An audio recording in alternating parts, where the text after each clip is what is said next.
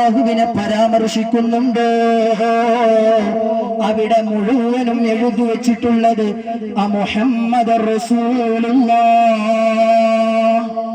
അള്ളാഹുവിനെ എവിടെയൊക്കെ പരിചയപ്പെടുത്തുന്നുണ്ടോ അവിടെയൊക്കെ അതിന്റെ കൂടെ എഴുതി വെച്ച ഒരേ ഒരു നാമം അത് മുഹമ്മദുർ റസൂലുള്ളാഹ് എന്നതാണ്.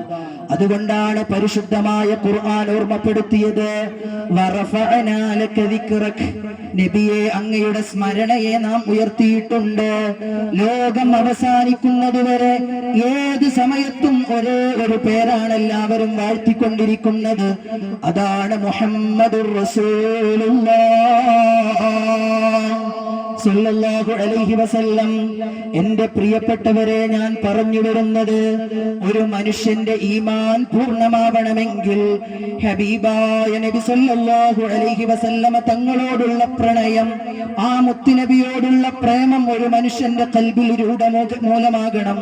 അതുകൊണ്ടാണ് അല്ലാഹുവിന്റെ റസൂൽ അവിടുന്ന് വീണ്ടും ഓർമ്മപ്പെടുത്തി, ഒരു മനുഷ്യൻ സലാസും മൻ കുന്ന ഫീഹി വജദ ഹലാവത്തുൽ ഈമാൻ. ഒരു മനുഷ്യന്റെ ഖൽബിൽ 3 കാര്യങ്ങൾ രൂഢമൂലമായാൽ തീർച്ചയായും